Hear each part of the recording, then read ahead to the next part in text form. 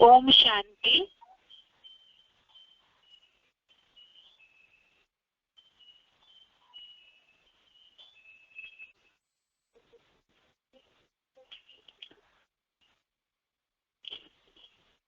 आज के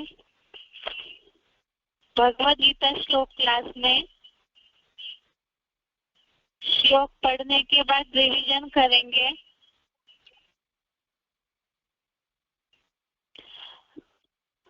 रविवार को 2 अक्टूबर को प्रोग्राम है, इसीलिए कई मधुबनों में शनिवार को संगठन रखा गया है, इसीलिए शनिवार को रिवीजन नहीं होगा। जिनके यहाँ शनिवार को संगठन है उनके यहाँ श्लोक और मुरली टेस्ट शनिवार को होगा, और जहाँ पर मधुबन में रविवार को संगठन है वहाँ पर श्लोक और मुरली का टेस्ट रविवार को होगा। इसीलिए ही कल शनिवार को गीता श्लोक क्लास नहीं होगा, सोमवार को सीधा गीता श्लोक क्लास होगा। आज पहले आज का श्लोक पढ़ते हैं, उसके बाद रिवीजन करेंगे।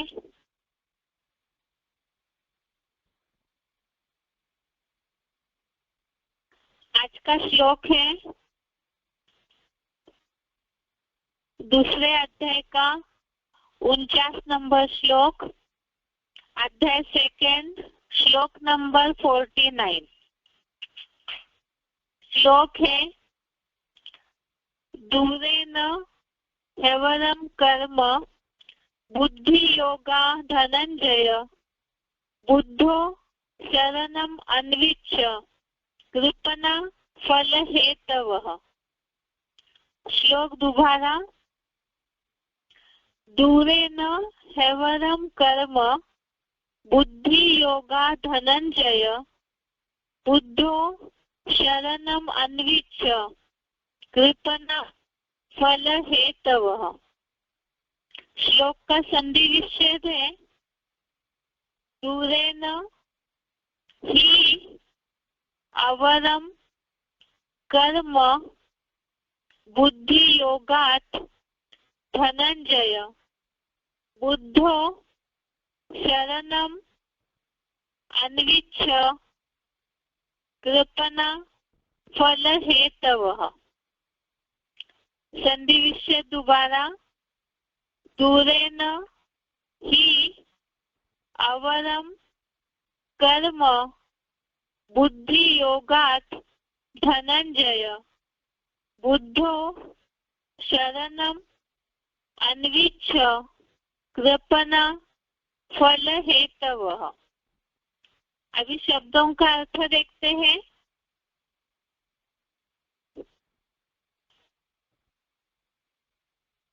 धनंजय अर्थात हे ज्ञान धन जेता, बुद्धि योगात अर्थात बुद्धि लगाने सिवाय, ही कर्म अर्थात केवल कर्म करना, दूरेन अर्थात अत्यंत, अवरम अर्थात नीचा है, बुद्धो अर्थात बुद्धिमानों की, शरणम अर्थात शरण, अन्विच्य अर्थात ले, फल हेतवः अर्थात कर्म फल के इच्छुक, कृपणा अर्थात कंजूस है। शब्दों का अर्थ दोबारा। धनंजय अर्थात हे ज्ञान धन जेता, बुद्धि योगात अर्थात बुद्धि लगाने सिवाय, ही कर्म अर्थात केवल कर्म करना, दूरेन अर्थात अति, अवरम अर्थात नीचा है, बुद्धो अर्थात बुद्धिमानों की, शरणम अर्थात शरण, अन्विच्य अर्थात ले, फल हेतवः अर्थात कर्म फल के इच्छुक, कृपणा अर्थात कंजूस है। श्लोक का अर्थ है हे ज्ञान धन जेता, बुद्धि योग लगाने सिवाय केवल कर्म करना अति नीचा है। बुद्धिमानों की शरण ले, कर्म फल के इच्छुक कंजूस है। यहाँ क्लैरिफिकेशन सहित अर्थ भी पढ़ते हैं, तभी सही रीति से इसका अर्थ समझ आएगा। हे ज्ञान धन जेता अर्जुन, एक सर्वोत्तम शिव में बुद्धि योग लगाने सिवाय केवल कर्म करना अति नीचा है।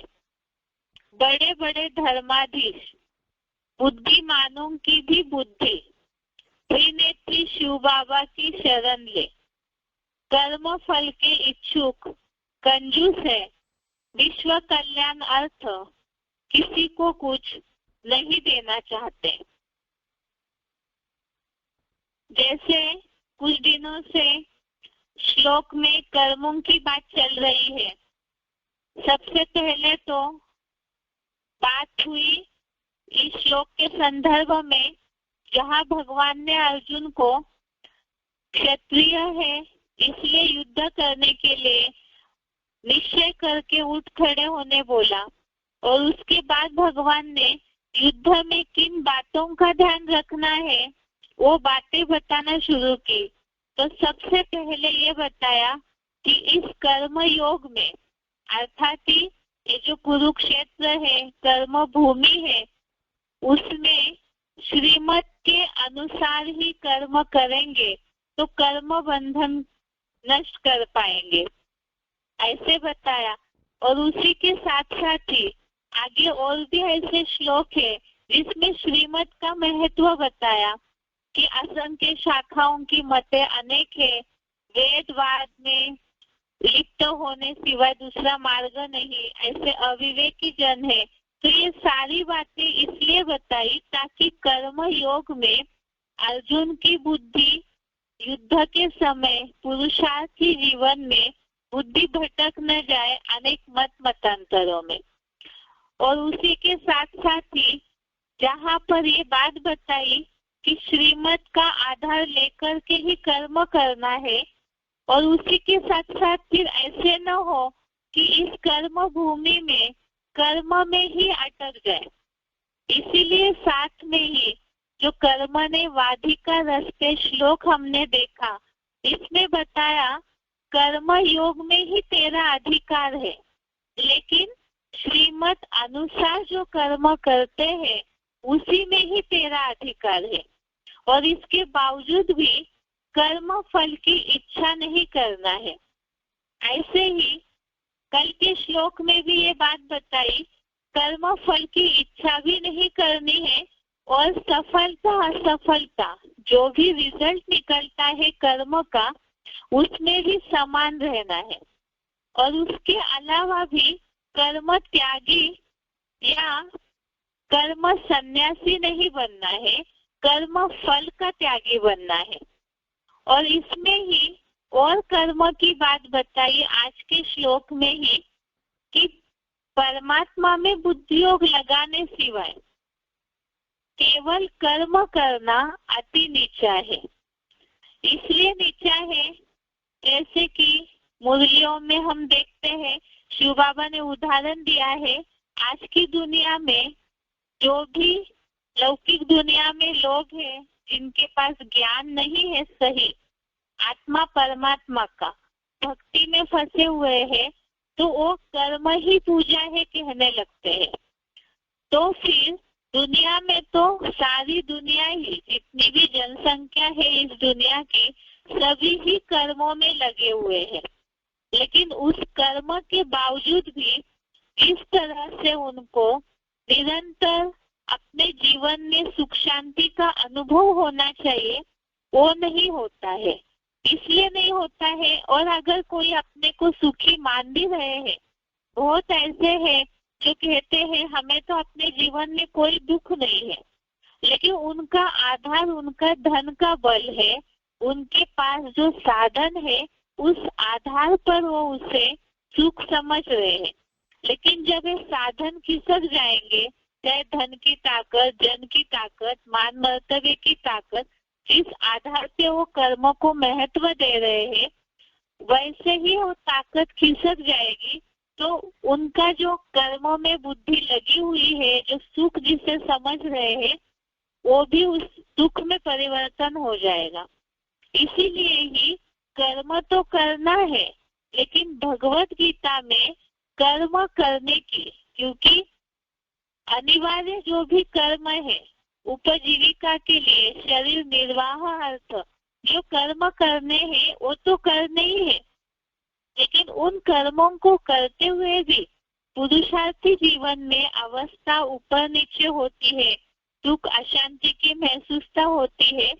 तो इसीलिए ही वैसे न हो तो उसका उपाय बताया है, एक सर्वोत्तम शिव अर्थात जो सदाशिव ज्योति है उनमें बुद्धि योग लगा करके ही कर्म करना है। एक बात तो बताई श्रीमत अनुसार कर्म करना है, दूसरी बात बताई आज के श्लोक में एक सर्वोत्तम शिव में बुद्धि योग लगाने सिवाय केवल कर्म करना अति नीचा है। क्यों? जैसे लोग कहते हैं कर्म ही पूजा है, तो फिर गधे का कर्म भी पूजा मानना चाहिए, क्योंकि वो तो दिन भर मेहनत करते रहता है, लेकिन उससे जो रिजल्ट मिलना चाहिए वो सिर्फ मेहनत कर रहा है, लेकिन उसका रिजल्ट कुछ नहीं निकलता है। इसी तरह से दुनियावी लोग देह की या देह भान की पूर्ति के लिए ही केवल कर्म करते रहते हैं, और उसके कारण जो शांति की अनुभूति होनी चाहिए वो नहीं होती। तो कर्म से साथ जब योग शब्द जुड़ जाता है, अर्थात कर्म करते समय बुद्धि कहीं भी न भटके और एक परमात्मा में ही बुद्धि लगी रहे, तब ही उस कर्म योग के द्वारा विकर्म नहीं बनेंगे। अर्थात लगातार अगर बुद्धि में भगवान की याद है, जो एक सर्वोत्तम शिव में बुद्धि योग लगाने का डायरेक्शन भगवत गीता में दिया है, तो वहां अगर लगातार बुद्धि लगी हुई रहेगी तो उससे विकर्म नहीं होंगे, पाप कर्म नहीं बनेंगे, तो वर्तमान में भी उसका रिजल्ट ये होगा, तुरंत ही खुशी की अनुभूति होगी।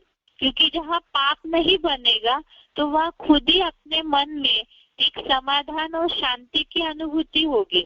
और अगर परमात्मा में बुद्धि योग लगाने सिवाय कर्म करते हैं तो वो अति नीचा बोला हुआ है, अर्थात कर्म में सभी लगे हुए हैं लेकिन देहभान का कर्म करते हैं।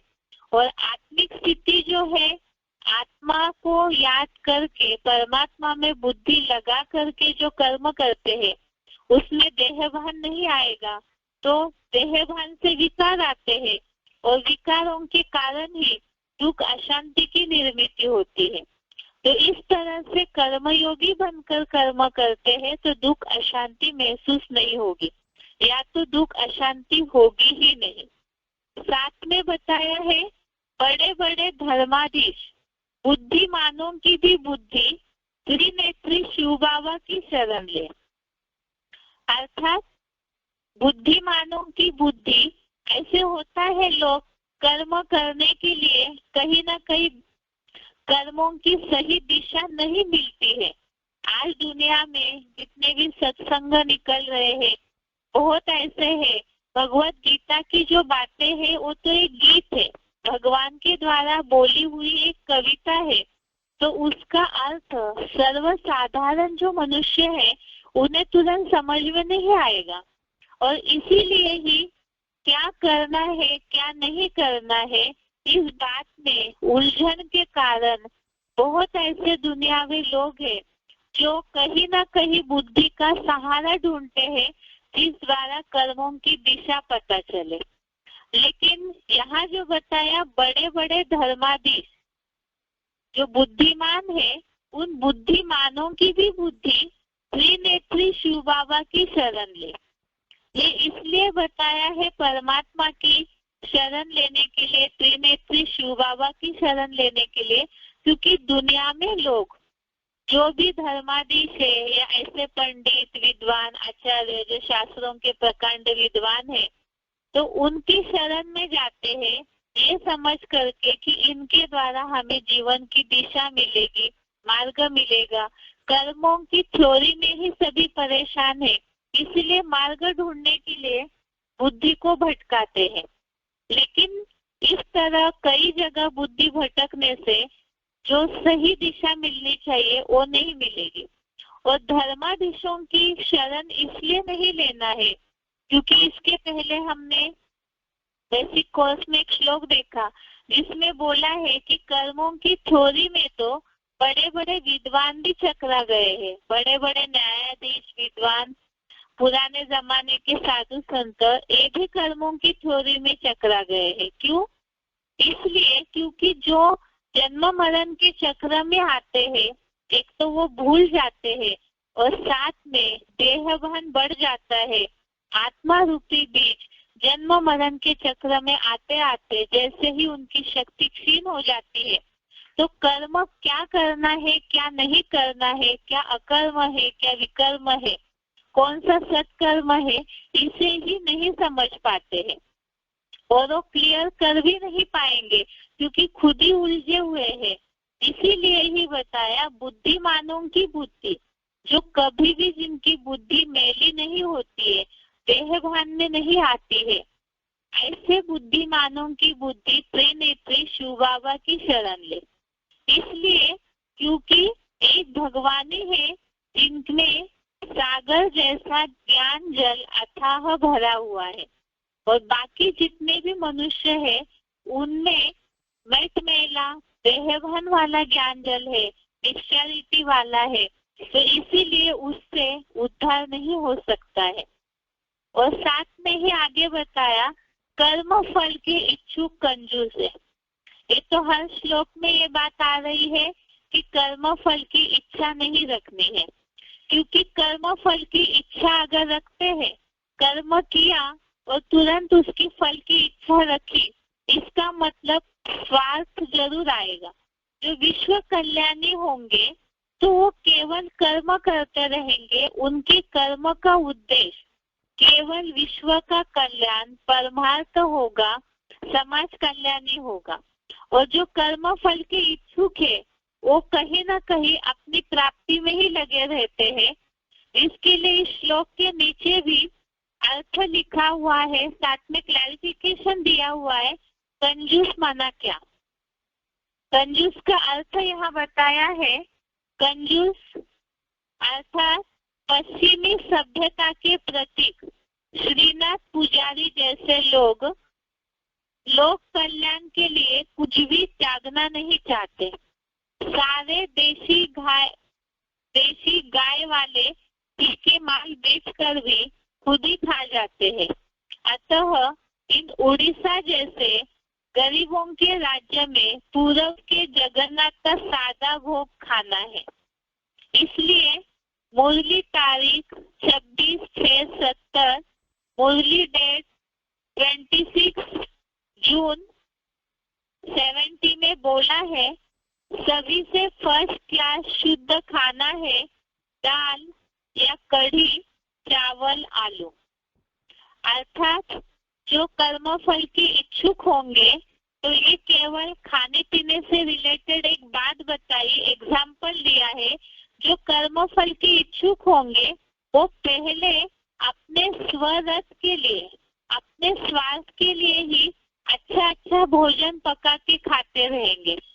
अर्थात मनुष्य के लिए चाहिए ही रोटी कपड़ा मकान, और उसमें ही अगर वो स्वार्थी बनते रहेंगे तो जो विश्व कल्याण के लिए देना चाहिए वो नहीं दे पाएंगे। जैसे जहाँ गरीब लोग हैं ऐसे कई है जहाँ खाना नहीं मिलता है, और एक ऐसा समाज है, ऐसा एक जमावड़ा है जिसमें ऐसे होता है दुनिया में, जो अपने लिए ही घी के भोग बना करके खाते हैं। वो विश्व कल्याण के लिए सोचते ही नहीं है कि जो दुनिया में लोग हैं वो गरीब लोगों का क्या होगा। क्यों? क्योंकि प्रसाद जैसी चीज भी वो बेच करके खाते हैं। अर्थात ही इसका मतलब जो गरीब है, भूखे हैं, उनकी उन्हें चिंता नहीं है। इसलिए बताया है जो विश्व कल्याणी होंगे कर्म फल के इच्छुक नहीं होंगे, अर्थात अपनी पेट पूर्ति में लगे नहीं होंगे। कर्म फल अर्थात जो भी कमाया वो अपने लिए ही केवल लगा लिया। जितना भी धन कर्मों से मिला वो केवल अपनी पेट पूर्ति, अच्छा अच्छा भोजन, अच्छा अच्छा पहनने ओढ़ने में ही लगा लिया, तो उसे कंजूस बोला है। और जो सादा भोजन खा के बचत करके विश्व कल्याण में ईश्वरीय सेवा से लगाते हैं, तो उनके लिए बताया हुआ है कि ऐसे कर्म जो है वो वास्तव में फल प्राप्ति वाले होंगे। लेकिन यहाँ तो कर्म फल की इच्छा नहीं है, लेकिन अपने आप ही उनको उसका रिजल्ट सुख की अनुभूति होगी। इसीलिए यहाँ साथ बताया है कि केवल कर्म नहीं करना है, परमात्मा को याद जरूर करके कर्म करना है, तब पाप नहीं बनेगा, सुख की अनुभूति भी होगी। और ऊपर के 2-3 श्लोकों पहले हमने देखा है श्रीमत अनुसार ही कर्म करना है। ये है आज के श्लोक का अर्थ। एक बार इसका उच्चारण सुनते हैं और इससे रिलेटेड कुछ पॉइंट्स है उसे पढ़ते हैं।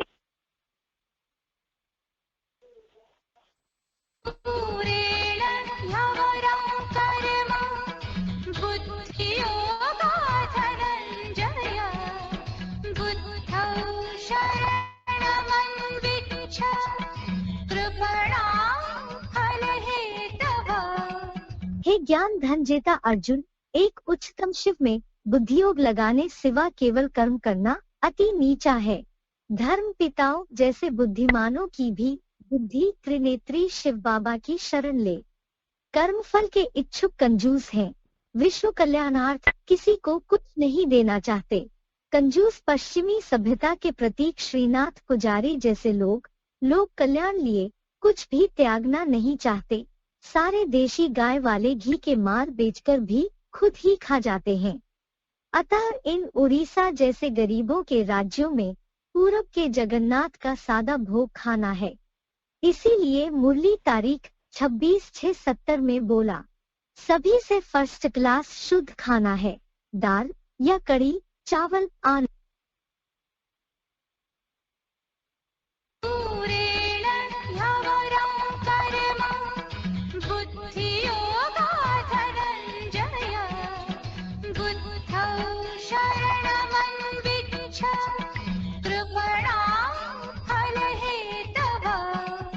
हे ज्ञान धन जेता अर्जुन, एक उच्चतम शिव में बुद्धियोग लगाने सिवा केवल कर्म करना अति नीचा है।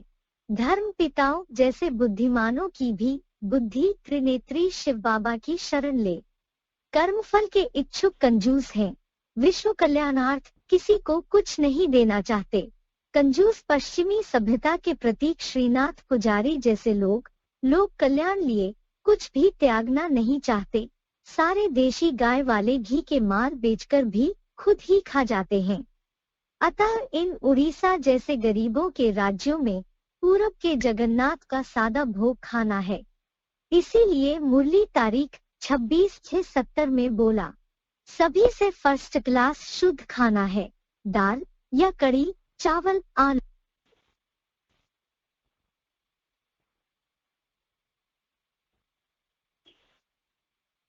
अभी इससे रिलेटेड कुछ पॉइंट्स है उसे देखते हैं कि केवल कर्म नहीं करना है, साथ में याद जरूर होनी चाहिए। आवेक्तवाणी की तारीख है 17 नवंबर 94, आवेक्तवाणी डेट 17 नवंबर 94। पॉइंट है, कर्म में बिजी रहना योग नहीं है, कर्म करते योग का अनुभव होना चाहिए। कर्म में बिजी हो जाते हैं तो कर्म ही श्रेष्ठ हो जाता है, योग किनारे हो जाता है। चलते चलते यही अलबेलापन आता है, तो कर्म में योग का अनुभव होना, इसको कहा जाता है कर्मयोगी। पॉइंट दोबारा, कर्म में बिजी रहना योग नहीं है, कर्म करते योग का अनुभव होना चाहिए। कर्म में बिजी हो जाते हैं तो कर्म ही श्रेष्ठ हो जाता है, योग किनारे हो जाता है। चलते चलते यही अलबेलापन आता है, तो कर्म में योग का अनुभव होना, इसको कहा जाता है कर्मयोगी। अगला पॉइंट है अव्यक्तवाणी का 23 जनवरी 76, अव्यक्तवाणी डेट 23 जनवरी 76। पॉइंट है कर्म में यदि धर्म कंबाइंड नहीं तो साधारण कर्म रह गया ना। अगला पॉइंट है अव्यक्तवाणी का ही 20 फरवरी 88, अव्यक्तवाणी डेट 20 फरवरी 88। पॉइंट है बाप दादा याद और सेवा दोनों का ही रिकॉर्ड देखते हैं, क्योंकि दोनों का बैलेंस एक्स्ट्रा ब्लेसिंग दिलाता है। जो सेवा याद में उन्नति में थोड़ा रुकावट करने की निमित्त होती है, तो ऐसी सेवा के समय को कम करना चाहिए। जैसे रात्रि को जागते हो, 12 व 1 बजा देते हो, तो अमृत वेला फ्रेश नहीं होगा, तो रात के समय को कट करके 12 के बदले 11 बजे सो जाओ। नहीं तो दिल खाती है, सेवा तो कर रहे हैं लेकिन याद का चार्ज जितना होना चाहिए उतना नहीं है। जो संकल्प दिल में व मन में बार बार आता है कि यह ऐसा होना चाहिए लेकिन नहीं हो रहा है, तो उस संकल्प के कारण बुद्धि भी फ्रेश नहीं होती। जितनी फ्रेश बुद्धि रहती, शरीर के हिसाब से भी फ्रेश और आत्मिक उन्नति के रूप में भी फ्रेश, डबल फ्रेशनेस ताजगी रहती, तो 1 घंटे का कार्य आधा घंटे में कर लेंगे। अब एक पॉइंट दोबारा देखते हैं। बाप दादा याद और सेवा का दोनों का ही रिकॉर्ड देखते हैं, क्योंकि दोनों का बैलेंस एक्स्ट्रा ब्लेसिंग दिलाता है। जो सेवा याद में उन्नति में थोड़ा भी रुकावट करने के निमित्त होती है, तो ऐसी सेवा के समय को कम करना चाहिए। जैसे रात्रि को जागते हो, 12 व 1 बजा देते हो, तो अमृत वेला फ्रेश नहीं होगा, तो रात के समय को कट करके 12 के बदले 11 बजे सो जाओ। नहीं तो दिल खाती है कि सेवा तो कर रहे हैं लेकिन याद का चार्ज जितना होना चाहिए उतना नहीं है। जो संकल्प दिल में व मन में बार बार आता है कि यह ऐसा होना चाहिए लेकिन हो नहीं रहा है, तो उस संकल्प के कारण बुद्धि फ्रेश नहीं होती।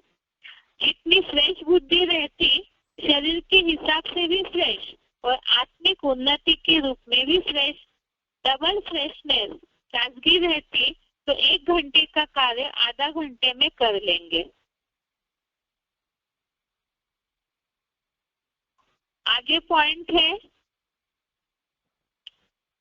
जहाँ याद और सेवा के बैलेंस है, जहाँ याद और सेवा का बैलेंस है, अर्थात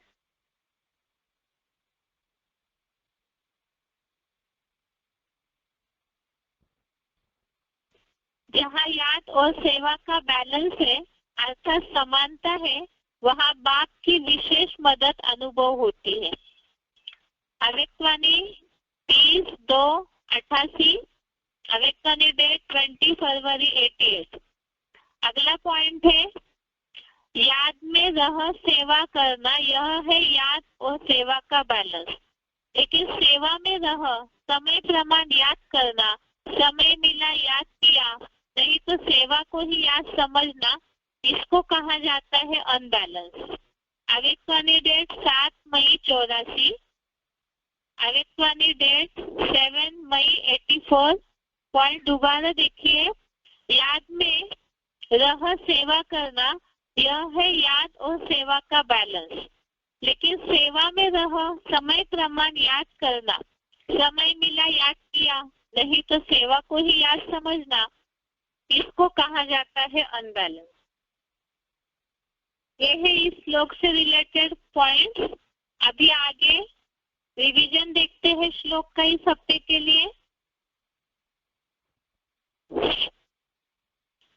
पहला श्लोक है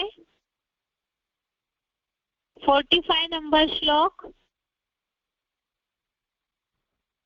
45 से 49 श्लोक कल के टेस्ट के लिए।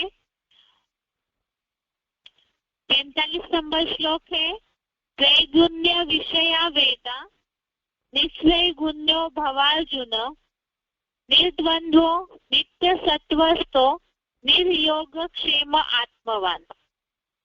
अर्थात हे अर्जुन, वेद 3 गुणों के विषय वाले हैं, यानी रजो और तमोगुणी भी है।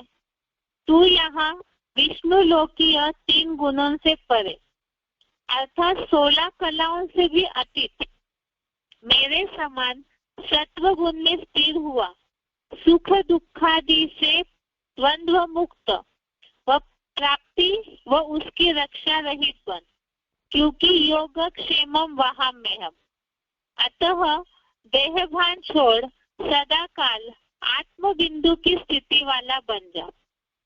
तो इसमें हमने देखा था, जो पहले श्लोक में बताया, जो वेदवाद में लिप्त रहने वाले हैं वो अविवेकी जन है, और इसी तरह से जो वेद जो है वो 3 गुणों के वाले हैं, इसीलिए उनसे परे अर्थात जो मुरलियों का क्लैरिफिकेशन मिलता है उससे मंथन करके 16 कलाओं से भी अतीत सत्व गुण में स्थिर होने के लिए अर्जुन को बोला। ऐसे स्थिर होने से, क्योंकि जो शिव बाबा के द्वारा गीता ज्ञान अमृत अर्थात क्लैरिफिकेशन मिलता है, उससे जितना मंथन करेंगे उतने रत्न मिलते जाएंगे, और उसकी प्राप्ति से आत्मिक स्थिति में जितना टिक जाएंगे तो द्वंद्व मुक्त और प्राप्ति और सुरक्षा रहित बन जाएंगे। और उसके साथ साथ ही अर्जुन को बताया कि देहभान छोड़ सदा काल आत्म बिंदु की स्थिति वाला बन जा।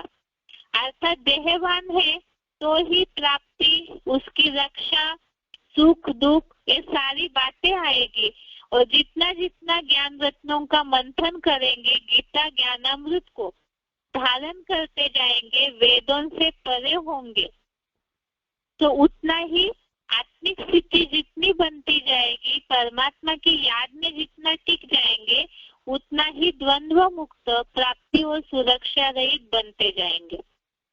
आगे है दूसरे अध्याय का 46वां श्लोक, अध्याय 2 श्लोक नंबर 46।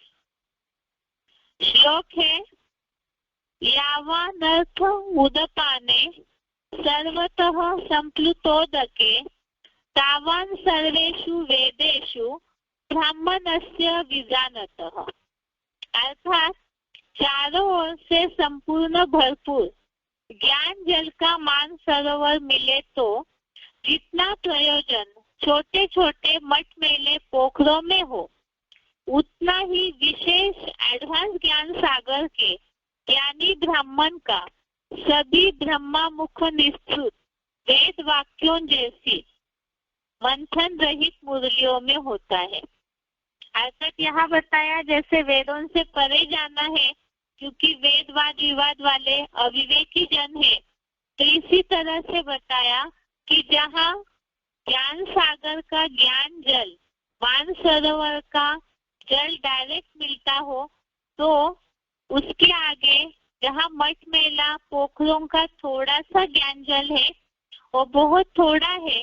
इसी ज्ञान जल की तुलना की है कि एडवांस ज्ञान सागर को, ज्ञान सागर के ब्राह्मण बच्चों को जब डायरेक्ट गीता ज्ञानामृत मिल रहा है, तो मंथन वाली 3rd क्लास मुरलियों का कोई औचित्य नहीं रहता है। आगे दूसरे अध्याय का 47वां श्लोक, 47 नंबर श्लोक, कर्मण्ये वाधिकारस्ते मा फलेषु कदाचन मा कर्म फल हेतुर्भूर्मा ते संगोस्तु अकर्मणि। अर्थात तेरा श्रीमत अनुसार कर्म योग में ही अधिकार है, सांसारिक फल में कभी भी नहीं। इसलिए कर्म फल का कारण मैं ही हूँ, ऐसे मत बनो। तुम्हारी लोक संग्रह अर्थ कर्म त्याग में कभी आसक्ति न हो। कर्म योगी बनना है, कर्म सन्यासी नहीं। तो इस श्लोक में बताया कि श्रीमत अनुसार कर्म तो करना ही है, जो अनिवार्य कर्म है, जब तक देह है तब तक तो कर्मों में लगे ही रहेंगे, लेकिन श्रीमत अनुसार कर्म करना है और सांसारिक फल अर्थात देहभान की पूर्ति हो ऐसे सांसारिक फल में इच्छा नहीं रखनी है। और इसका मतलब ये भी नहीं है कि कर्म त्यागी बनना है, कर्म योगी बनना है, कर्म सन्यासी नहीं बनना है, अर्थात कर्म छोड़ के हठ योगी बन करके बैठ जाए, ऐसे भी नहीं करना है। क्योंकि भगवान ने तो गृहस्थी अर्जुन को ही ज्ञान दिया है गीता का, और वो गीता ज्ञान को अपने जीवन में धारण करते हुए जितना श्रीमत अनुसार कर्म योग में लगे रहेंगे तो ऑटोमेटिकली ही भविष्य के लिए नून हो जाती है प्राप्ति की। आगे दूसरे अध्याय का 48वां श्लोक, 48 नंबर श्लोक, योगस्थः कुरु कर्माणि संगम त्यक्त्वा धनंजय सिद्ध्या सिद्ध्यो समो भूत्वा समत्वम योग उच्यते। अर्थात ये बात भगवान इसलिए समझा रहे हैं, कर्म तो करना है, फल की इच्छा भी नहीं रखनी है। तो कई बार इसमें भी ऊपर नीचे मानसिक स्थिति हो जाती है। इसीलिए बताया भगवान ने अर्जुन को कि हे सच्ची गीता एडवांस ज्ञान धन जेता अर्जुन, आसक्ति त्याग कर योगारूढ़ हुआ, अन्य द्वंद्वों जैसी सफलता असफलता में भी समान होकर कर्म फल त्यागी बनकर कर्मों को कर। हर प्रकार के द्वंद्वों में सदाकाल समत्व ही योग कहा जाता है। तो इसलिए बताया कि कर्म करना है और साथ में उसका रिजल्ट में सफलता या असफलता जो भी मिले उसमें समान रहना है, तो उससे अवस्था ऊपर नीचे नहीं होगी और युद्ध से भी पीछे नहीं हटेंगे। और आज का श्लोक है 49 नंबर, दूरेन हैवरम कर्म बुद्धि योगा धनंजय बुद्धो शरणम अन्विच्य कृपना फल हेतव। हे ज्ञान धन जेता अर्जुन, एक सर्वोत्तम शिव में बुद्धि योग लगाने सिवाय केवल कर्म करना अति नीचा है।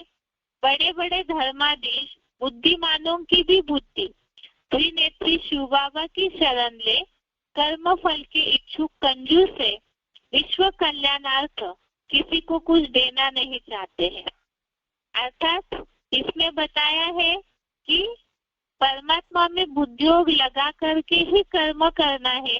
कर्म अलग हो, योग अलग हो, ऐसे नहीं होना चाहिए। क्योंकि अगर ऐसे करते हैं तो जिनके साथ कर्म करते हैं उनमें कहीं ना कहीं बुद्धि लग जाती है या तो फिर कर्म में ही आसक्ति आने लगती है। तो न्यारा और प्यारा होकर के अर्थात भगवान की याद में जितना कर्म करते जाएंगे तो उतना ही सफल होगा, सत्कर्म बनेगा, नहीं तो विकर्म बनेगा। अर्थात बताया परमात्मा में बुद्धि लगाने सिवाय कर्म करना अति नीचा है। ये श्लोक हो गए 45 से लेकर के 49 श्लोक। टेस्ट के लिए अभी बेसिक कोर्स देखते हैं।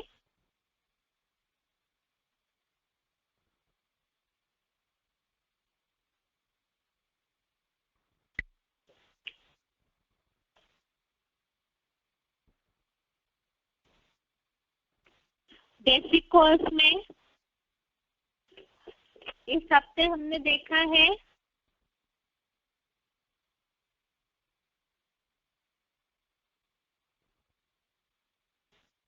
चौरासी लाख योनियों में मनुष्य आत्मा नहीं आती है। बेसिक कोर्स उसमें बात चल रही थी इस हफ्ते के रिवीजन के लिए। 84 लाख योनियों में मनुष्य आत्मा नहीं जाती है। इसका प्रूफ इस हफ्ते देखा था हमने।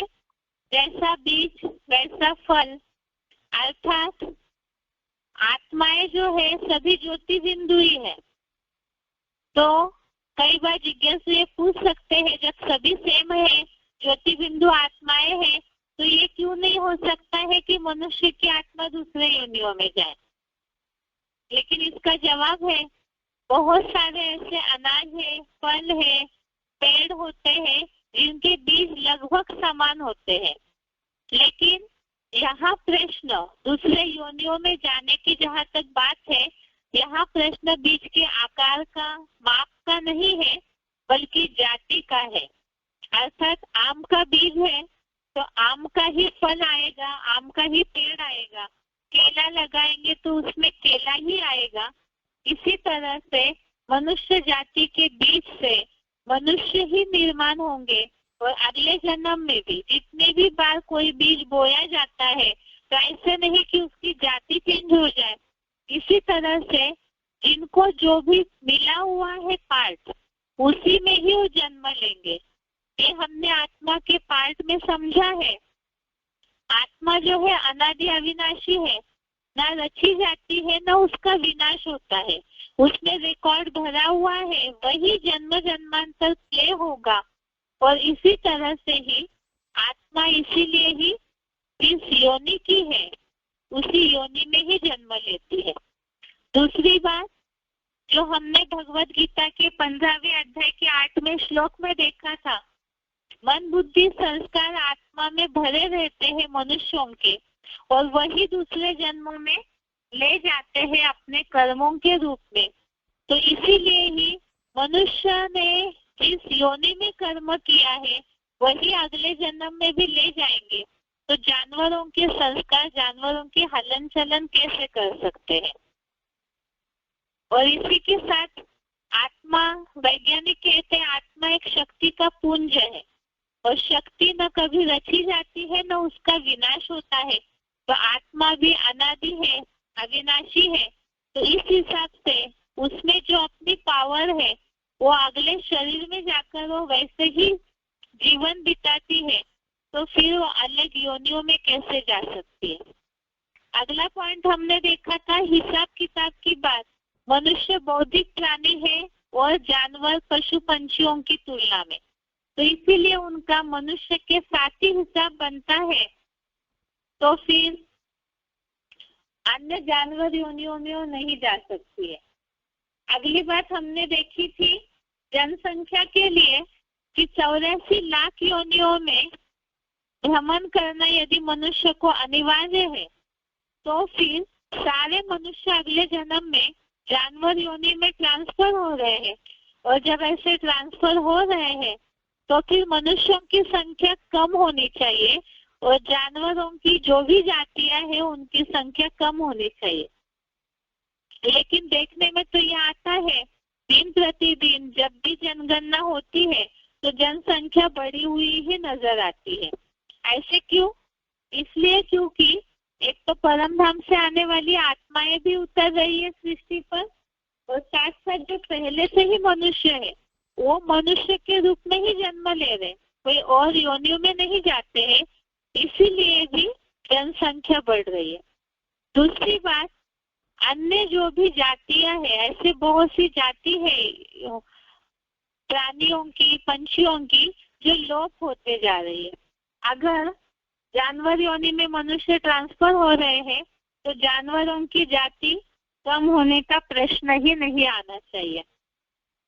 अगली बात है, जैसे बीज को बार बार बोते हैं तो शक्ति क्षीण हो जाती है, लेकिन इसका मतलब उसकी जाति बदलती है, ऐसे कभी नहीं होता है।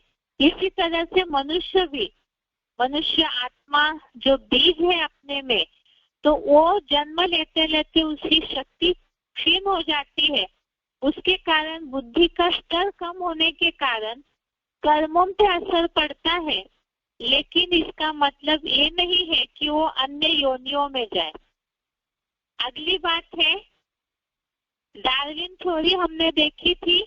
डार्विन थ्योरी में बात है मनुष्य पहले बंदर थे। अगर ये बात सच होती, डार्विन थ्योरी तो अभी साइंस ने भी कैंसिल की है, लेकिन अगर ऐसे होता तो बाकी जितने भी बंदर हैं वो सारे मनुष्य क्यों नहीं बने। और जैसे संख्या की बात आती है, बहुत ऐसे बंदर हैं आज भी कलयुगी दुनिया में मनुष्यों के बीच में घूमते हुए नजर आते हैं, लेकिन कभी ऐसे देखने में नहीं आया कि कोई बंदर मनुष्य बन गया हो। तो इसका मतलब वो बात भी साइंस की गलत हो गई। अगला प्रूफ है पूर्व जन्म। पूर्व जन्म जो है मनुष्य योनि में ही दिखने में आया है। जैसे साइंस ने रिसर्च किए, बहुत बार न्यूज़पेपर में भी पूर्व जन्म की जहाँ भी बात आई तो वो सारे ही अपना पूर्व जन्म मनुष्य के रूप में ही बताते। कोई भी मनुष्य ने अब तक ये नहीं बताया होगा कि हम पिछले जन्म में जानवर थे, या कोई जानवर ने उनकी एक्टिविटी से ये नहीं साबित किया होगा कि वो पिछले जन्म में मनुष्य थे। दूसरी बात, शास्त्रों में ही इसका प्रूफ मिलता है। शिखंडी पूर्व जन्म में अम्बा थी और द्रौपदी शिव भक्तिन थी। बहुत ऐसी दंत कथा या कथाएं शास्त्रों में है जिनमें ये बातें दिखने में आती है। पूर्व जन्म मनुष्य के रूप में ही दिखाया गया है। अब शास्त्रों में ही 84 लाख योनियों की बात आई और शास्त्रों में ही पूर्व जन्म में ऐसी कथाओं में बातें दिखाई हुई है। अर्थात शास्त्रों का ही अपनी बातों का कोई तालमेल नहीं है। जब मनुष्य जन्म लेते लेते अनेक शास्त्र रचने लगे तो उसमें मनमत, मनुष्य मत, अनेक मतें मिक्स होते गई और सत्य लोप होते गया। वास्तव में मनुष्य जो है वो जानवरों जैसे कर्म करने लगता है। इसीलिए ही ये बात निकल गई, प्रचलित हो गई कि मनुष्य जानवर योनियों में जाता है। लेकिन इस बात को न समझने के कारण जैसे जैसे शास्त्रों में चेंजेस होते गए, बदलाव होते गया, तो वैसे ही फिर लोगों ने इन बातों का रूप ही बदल दिया और 84 लाख योनियां बताने से हिसाब बताना न पड़े मनुष्य जन्म का, इसीलिए भी ये बातें शास्त्रों में ऐड होते गई। अगली बात है, अब गीता अनुसार देखते हैं कि गीता में जो सात्विक शास्त्र है, क्या गीता में दूसरे योनियों की बात आई है? तो गीता में कहीं भी कोई भी श्लोक में कोई मनुष्य जानवर बनता है ऐसी बात नहीं आई। पापों का दंड भोगने के लिए पाप योनियों के रूप में भी गीता में मनुष्य जन्म का ही रूप दिखाया हुआ है। इसके लिए हमने श्लोक देखा था 9वें अध्याय का 32वां श्लोक, अध्याय 9 श्लोक नंबर 32। इसमें हमने देखा था भावार्थ में कि इस दुख की दुनिया में पूर्व जन्मों के कर्मों के कारण स्त्री, वैश्य तथा शूद्र जैसी पाप योनियां मिलती है और ऐसी योनियों वाले भी अगर श्रेष्ठ कर्म करते, मेरा आश्रय लेते अर्थात भगवान का, तो परम गति को पाते हैं। अर्थात इसमें पाप योनियों में स्त्री, वैश्य, शूद्र इनका नाम इसलिए लिया क्योंकि पराधीन सपने हो सुख नहीं। पराधीन जो होते हैं उन्हें सपने में भी सुख नहीं होता है। शूद्रों के लिए एग्जाम्पल भी देखा कि बहुत ऐसे शूद्रों के साथ खराब व्यवहार किया जाता है। कुछ न कुछ ऐसा नीच कर्म किया होगा तभी तो शूद्र बनते हैं। और इसीलिए ही बताया कि ऐसे पाप का दंड ही वास्तव में ऐसे रूप में जन्म मिलता है। हमने इसे बेसिक कोर्स के आधार से भी समझा है और भगवत गीता में भी ये बात बताई है। यह 84 लाख योनियों की कोई बात नहीं आई है। अगली बात है, गीता में जैसे यहाँ पाप योनियों का उल्लेख बताया है, ऐसे पापों के दंड के रूप में, पाप योनि के रूप में ही और निशानियां बताई है। जो पाप योनि वाले हैं वो बहुत विकारी होते हैं, क्रूर होते हैं, आसुरी गुणों वाले होते हैं। इसके श्लोक भी हमने देखे हैं। 16वें अध्याय का 18वां श्लोक, अध्याय 16 श्लोक नंबर 18। इसके भावार्थ में पाप योनि अर्थात आसुरी योनि जैसे विकारी बताया हुआ है। जैसे कि अहंकार, बल, घमंड, काम, क्रोध के सदा आश्रयी, आप अपनी व पर देह में मुझ योग ऊर्जा को विद्वेष करते हुए निंदक है। इसके लिए हमने समझा था कल कि जैसे प्रदर्शनी की किताब में या बहुत ऐसे चित्र दिखाते हैं दुनिया में जिसमें असुरों के जो चित्र है वो ऐसे ही कुछ ना कुछ दिखाते हैं, जिनके चित्र की रूपरेखा में उनका अहंकार, घमंड या विकारी भावनाएं, क्रोध वाली भावनाएं दिखने में आती और वो चेहरे असुरों जैसे बनाते हैं। तो इसका मतलब मनुष्य इस बात को जानते हैं, मनुष्य ही असुर बनता है। और यहाँ भगवान ने भी ये बात बताई कि ऐसे जो विकारी है, अहंकारी, बल, घमंड, कामी, क्रोधी, इसके सदा आश्रय जो है वो मुझे योग ऊर्जा का विद्वेष करते हुए निंदक है, अर्थात तो परमात्मा का द्वेष करने वाले निंदक है। तो असुर जो है, पापी जो है, वही तो परमात्मा की निंदा करते हैं। निंदा करना अर्थात श्रीमत जो भगवान का मत है उस पे न चलना, अर्थात निंदा करना, अर्थात ही पाप हुई या तो असुर है। जिनके लिए ही बताया ऐसे जो द्वेष करने वाले हैं, घमंडी है, कामी, क्रोधी, ऐसे जो द्वेष करने वाले निंदक है। 16वें अध्याय का 19वां श्लोक, अध्याय 16 श्लोक नंबर 19, इसमें बताया है कि ऐसे द्वेष करने वाले जो क्रूर मनुष्य है, सबसे नीच महापापियों को मैं संसार चक्र में सदा काल भूत प्रेत आदि की आसुरी योनियों में फेंकता हूँ। तो ये आसुरी योनियां ही जो बताया क्रूर मनुष्य, एक जो बात बताई है जैसे जानवर क्रूर होते हैं, अगर उनको आया की शिकार करना है तो वो अपने आवेग को रोक नहीं पाते हैं। इसी तरह यह क्रूरता बताई है तो जानवरों की तरह ही मनुष्य भी क्रूर हो जाते हैं विकारों के कारण, और उनको बताया है आसुरी योनियों में फेंकता हो।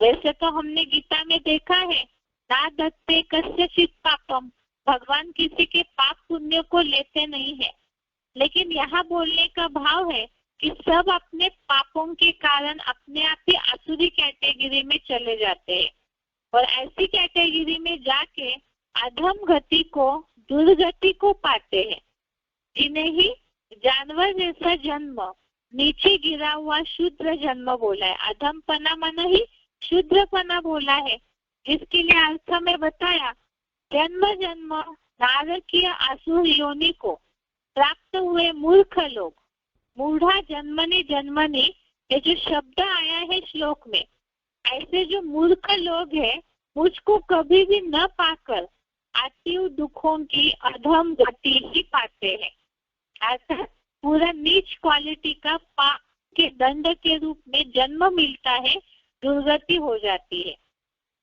और ऐसे मूढ़ योनि का उल्लेख भी राक्षसों के रूप में किया हुआ है। तो वो राक्षस भी मनुष्य ही है, अलग से राक्षसों को कोई जानवर नहीं दिखाता। चेहरा जानवर का होता है, चलन जानवर जैसी होती है, लेकिन शरीर मनुष्य का दिखाते हैं। क्यों? क्योंकि मनुष्य ही ऊंचे उठते हैं तो देवता जैसे बनते हैं और नीचे गिरते हैं तो असुर जैसे बनते हैं। 16वें अध्याय में देवता कैटेगरी और राक्षस या असुरी कैटेगरी वालों का बहुत अच्छे से उल्लेख है, उसे ध्यान से पढ़ेंगे तो लोगों को समझाने में फायदा होगा। 16 अध्याय, इसमें आसुरी योनि और देवताओं के बारे में वर्णन बताया है कि कौन दैवी संपदा के साथ जन्म लेते हैं और कौन अपने पापों के कर्मों के कारण आसुरी संपदा में जन्म लेते हैं। यहाँ बात चल रही थी मूढ़ योनि की, जो बताया मूढ़ा जन्मनि जन्मनि, अर्थात अधम गति को ही पाते रहते हैं, तो उनके लिए यह राक्षसी बोला हुआ है।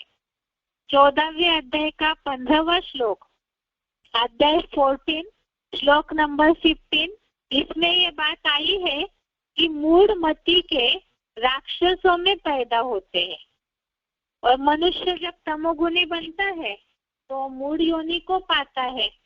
इस सब बातों से सिद्ध यह होता है गीता के आधार से भी कि मनुष्य पापों का दंड मनुष्य रूप में ही लेता है। अधम गति या दुर्गति के रूप में उसको पापों का दंड मिलता है। लेकिन पशु पंछी या अन्य योनियों में जाने की बात गीता में कहीं भी नहीं आई है। तो इससे ये हुआ कि मनुष्य ही ऊंचे उठते हैं तो देवता बन जाते हैं, और नीच गिरते हैं, पापी बनते हैं तो असुर बन जाते हैं, जानवर जैसी चलन हो जाती है, राक्षस बन जाते हैं। तो फिर ये बात कहाँ से प्रचलित हुई कि 84 लाख योनियों में घूमने के बाद मनुष्य जन्म एक मिलता है, एक ही केवल दुर्लभ जन्म है। ये बात कहाँ से आई? जैसे 84 लाख योनियों में जानवरों की बात इसलिए आई क्योंकि मनुष्य की चलन जानवर जैसी हो जाती है। इसी तरह से मनुष्य जन्म दुर्लभ है, ये मान्यता क्यों आई? इसके लिए गाया जाता है दुनिया में भी, बड़े भाग मानुष तन पावा, सुर नर मुनि सब ग्रंथन गावा। एक कहावत जिन्हें लिखना है, नोट करना है, वो नोट कर लीजिए। ये दुनिया में कहा जाता है मनुष्य जन्म दुर्लभ है, इसके लिए ये बात शास्त्रों में आई है। बड़े भाग मानुष तन पावा, सुर नर मुनि सब ग्रंथन गावा। दोबारा बता रहे हैं, बड़े भाग मानुष तन पावा, सुर नर मुनि सब ग्रंथन गावा। ये बात या ये मान्यता क्यों प्रचलित हुई है? अब जब प्रचलित हुई है तो जैसे जानवरों की बात बताई कि जानवर जैसे कर्म करते हैं, इसी तरह कौन सा एक ऐसा अनोखा जन्म है जो श्रेष्ठ जन्म मनुष्य जन्म बोला जाता है? ये बात सच है कि अनेक जन्मों का, जो 84 जन्मों का चक्र मनुष्य घूमते हैं जन्म मरण का, तो उसके बाद एक ऐसा मनुष्य जन्म है जो जन्म श्रेष्ठ और भाग्यशाली मानव जन्म बोला जाता है, जिसमें परम लक्ष्य की प्राप्ति होती है, ईश्वर के पालना की अनुभूति होती है। तो ऐसा जो जन्म है वास्तव में वही मनुष्य का जन्म है, जिसे मनु की औलाद, मनन चिंतनशील मनुष्य, वही फिर अपने श्रेष्ठ कर्मों में बदल करके देवता बन जाता है। तो सृष्टि चक्र के लिए, सृष्टि चक्र जो जन्म मरण का चक्र चलता है, उसका राज अगर हम समझते हैं अनेक 84 जन्मों का, किस तरह से मनुष्य आत्मा ही जन्म लेते लेते जानवर बन जाती है, द्वापर युग से नीचे उतरती है, आत्मा की शक्ति क्षीण होकर के गलत कर्म करने लगती है। तो उससे हमें समझने के लिए सृष्टि चक्र को समझना है। जैसे ये सृष्टि रंगमंच है, नाट्य मंच है, और सभी अपना अपना पार्ट बजाते हैं। तो उसमें ऐसे होता है कि पार्ट बजाते बजाते नाटक के लास्ट में जब सब थक जाते हैं, तो इसी तरह से यहाँ ये सृष्टि नाट्य मंच में भी जन्म मरण के चक्र में अंत में जब सब थक जाते हैं, पूरा ही जानवर बन जाते हैं, मनुष्य या श्रेष्ठ कर्म करने वाले कोई दिखते नहीं है, पत्थर बन जाते हैं। तो ऐसे समय में भगवान आकर के ऐसों को उद्धार करते हैं, ज्ञान जल छिड़क करके जब उनका उद्धार करते हैं, तो उन्हें श्रेष्ठ कर्म करने वाला मनन चिंतनशील मनुष्य बनाते हैं। इसीलिए ही एक ही ऐसा जन्म है जिसमें ईश्वर प्राप्ति, ईश्वर अनुभूति और साथ में श्रेष्ठ कर्मों का ज्ञान मिलता है। लेकिन उस जन्म को, एक जन्म को समझने के लिए पूरे 84 जन्मों के चक्र को और सृष्टि चक्र के नाटक को हमें समझना होगा। इसलिए हम अगले हफ्ते समझते हैं आज के लिए यहाँ तक ही। क्लास पूरा होने के पहले सूचना दोबारा बता रहे हैं, कल गीता श्लोक क्लास नहीं होगा क्योंकि रविवार को 2 अक्टूबर को सभी जगह पे जो अनाउंस किया हुआ है मिनी मधुबनों में कि जितने भी टीवी केस है उनके रिलेटिव्स को ज्ञान का संदेश देने के हिसाब से, जिनके रिश्तेदार ज्ञान में नहीं चलते हैं तो उनको संदेश के लिए मधुबन में निमंत्रण दिया हुआ है। वो प्रोग्राम संडे को है। इसी के चलते रविवार को कई जगह संगठन है, कई जगह शनिवार को संगठन है। इसीलिए ही जिनके यहाँ शनिवार या रविवार को जैसे संगठन मधुबनों में सेटिंग किया है उसी हिसाब से श्लोक और मुरली टेस्ट की एग्जाम ली जाएगी। इसीलिए ही कल शनिवार को गीता श्लोक क्लास नहीं होगा।